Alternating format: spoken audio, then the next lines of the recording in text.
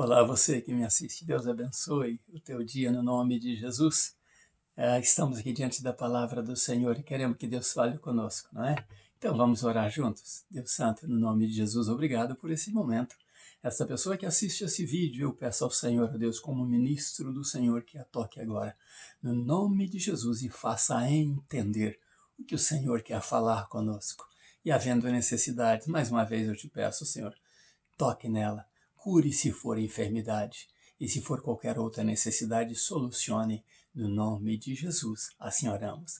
Amém. Estamos felizes por estar aqui, na presença do Senhor, meditando toda a manhã e já um período dessa tarde, na palavra de Deus. Então vamos ler Gênesis capítulo 39, Gênesis capítulo 41, o versículo 39 e o 43. O versículo 39 de Gênesis, no capítulo 41, diz assim: Depois disse Faraó a José: visto que Deus te fez saber tudo isto, ninguém há tão entendido e sábio como tu. E o versículo 43 diz assim: E fê-lo subir no segundo carro que tinha, e clamavam diante dele: ajoelhai-vos. Assim o pôs sobre toda a terra do Egito. Glória a Deus pela palavra dele lida. Estamos felizes porque estamos meditando, nos sonhos de José primeiro e agora os sonhos de Faraó. Faraó, então, sonhou. José foi à presença dele e José disse a ele: olha, Faraó, o negócio é o seguinte, o senhor pensa que eu posso fazer alguma coisa, mas quem pode fazer isso é Deus. E foi ele que te revelou o que está por vir. José havia dito isso a Faraó, mas que Deus traria uma palavra de paz para ele. Procura a minha mensagem, Meu Deus te fez sonhar, que foi a meditação de ontem, e você vai entender exatamente, a preparação para esta mensagem de hoje.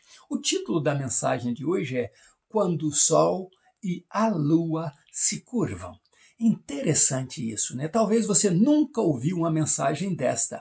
Quando o Sol e a Lua se curvam. Talvez um pastor não te disse sobre isso, mas eu trago uma revelação de Deus para você. Na minha forma simples de ser, eu busco estudar, busco de Deus uma palavra de sabedoria que vá mudar a tua vida, que vai te fazer e fazer de você uma pessoa mais entendida da palavra de Deus, conhecendo de perto a palavra de Deus.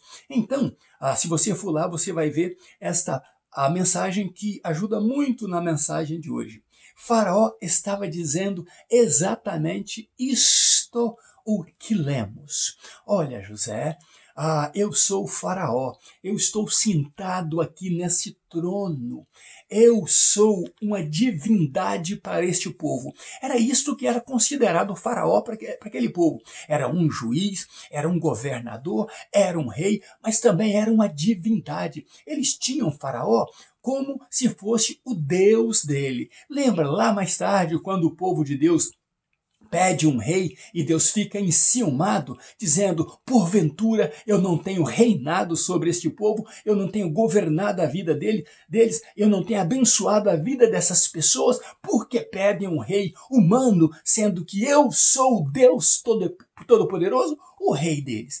Ali estava Faraó dizendo exatamente a José: só que eu sentado neste trono aqui, governando o teu povo, este povo, o teu Deus me botou em problema, como você mesmo disse, foi ele que me deu este sonho e ele está falando comigo, mas os meus bruxos, os meus sacerdotes, aqueles que me ajudam, os feiticeiros, os mágicos, aqueles que me ajudam a dirigir esta nação, eles não têm palavras, não têm revelação. E você disse exatamente o que o teu Deus está falando. Então não há, segundo a revelação que você tem deste Deus, deste teu Deus, não há ninguém mais sábio do que você, mais capaz do que você em toda a terra do Egito. Eu cheguei justo nesta decisão com os meus oficiais. Então Faraó tomou a posição e diz: olha, este trono, essas palavras que eu estou dizendo são as palavras de Faraó para José. este trono que você vê vai continuar sobre você para te proteger, para te guardar. O que temia Faraó? Faraó temia que a posição que ele acabaria de dar a José agora poderia ser uma posição de perigo, de algum lá, né, levantar-se contra ele. Lembra que eu disse que quando ele prendeu o copeiro, podia ser um sinal de subversão, um sinal de que um motim se levantaria contra ele, o envenenaria na comida dele. Por isso ele temeu e prendeu então os dois até saber de quem era a culpa. E mais tarde a culpa caiu sobre o padeiro. Então agora, Faraó também talvez tema a mesma coisa e diga, este trono meu, que eu estou assentado, irá te proteger. E por que eu penso assim?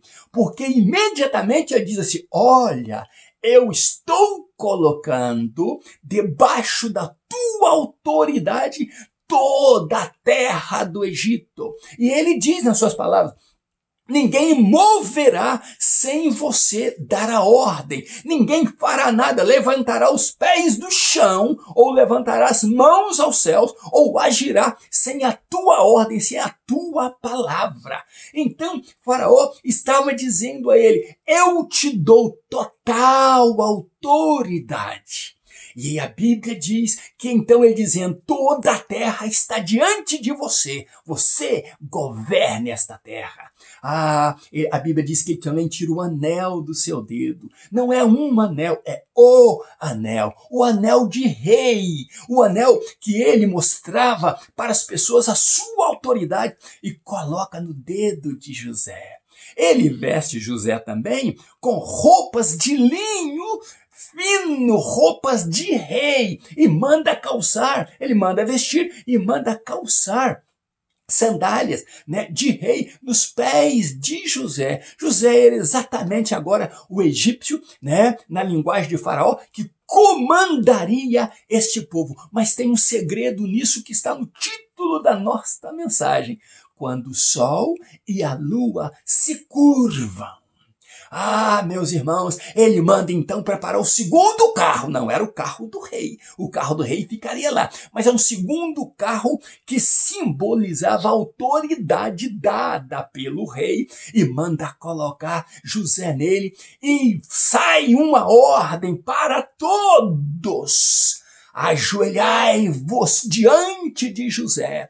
E então as pessoas ajoelhavam, os oficiais ajoelhavam, e ali então eu acredito que até mesmo Potifar estava ali, o ex-dono agora de José, porque José agora já não tem mais dono, é José e Deus, Deus e José. E o que Faraó estava dizendo agora, todos se ajoelham diante de José, porque ele será a boca do seu Deus no nosso povo, na nossa nação, no meio da nossa gente, no meio, né, do nosso povo, ele será a boca de Deus. Por isso eu vou no título dessa mensagem novamente. Que cerimônia muito maior do que o aniversário de Faraó. Lembra que no aniversário dele, ele deu uma grande festa, um grande banquete, mas morreu um e outro foi enaltecido. Um foi executado e o outro foi colocado na sua posição de honra.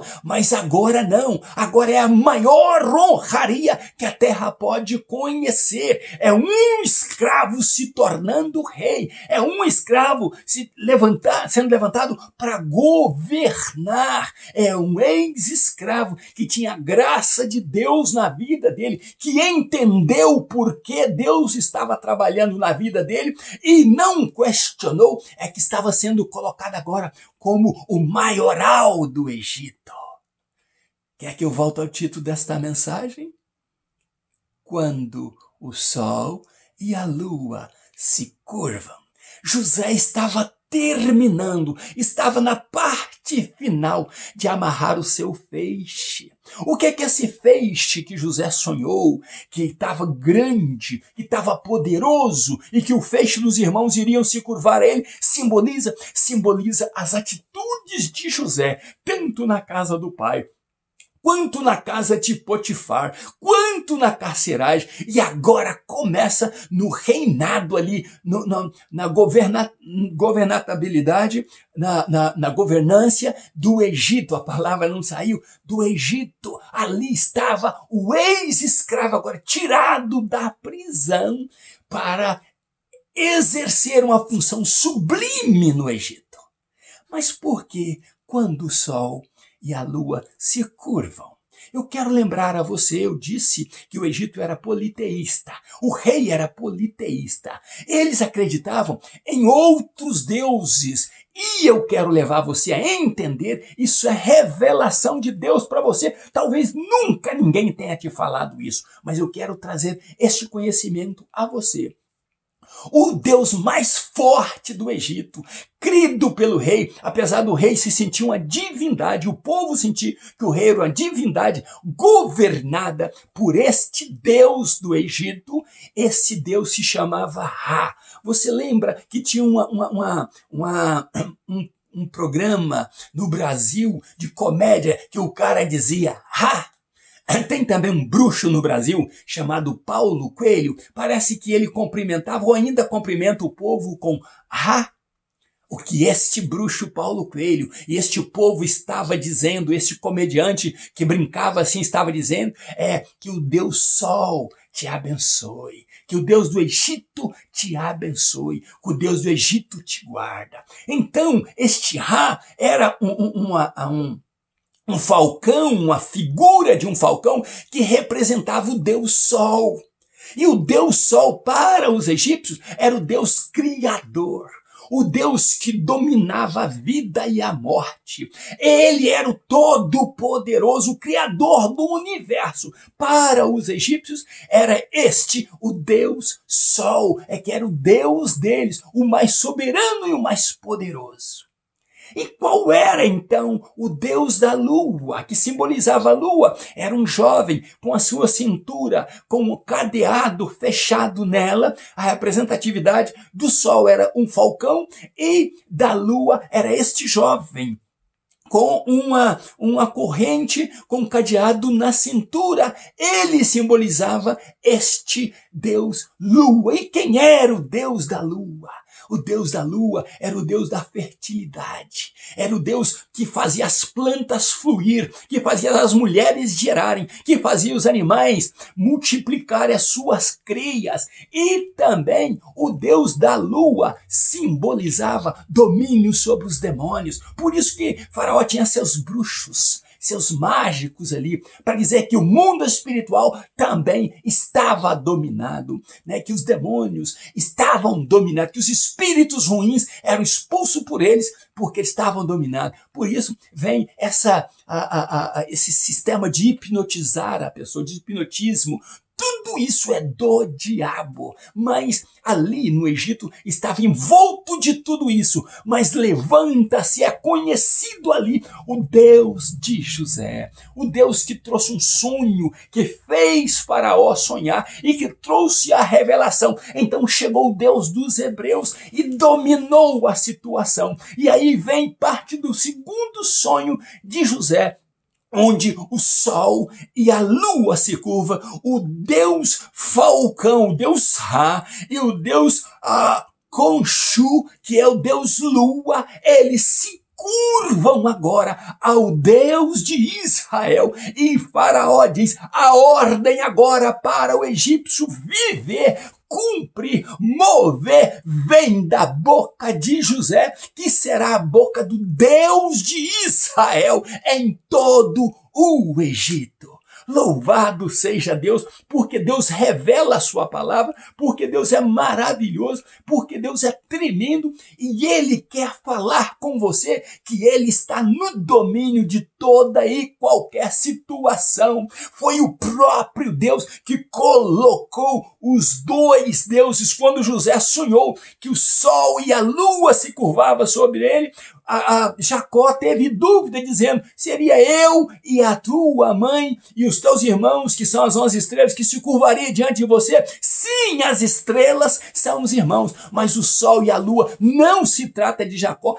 Raquel já estava morta. Se trata exatamente do Deus que governava o Egito, o sol, e da deusa que governava o Egito, na fertilidade. A lua agora se curva diante do Deus de José. E esses anos de fartura da vaca gorda era o nosso Deus que iria trazer ao Egito por amor a José, para cumprir aquilo que ele falou que faria com José. E ele cumpriu na risca, ele cumpriu na essência tudo que ele mostrou a José, e agora diante do rei, diante de todos os súditos, está ali o Deus Sol e Deus Lua curvando-se e recebendo ordens de José, o homem de Deus, que Deus falou que faria sim com ele. E então termina-se o primeiro sonho dele quase, e já começa o segundo sonho, Deus revelando a José, sou eu que estou com você.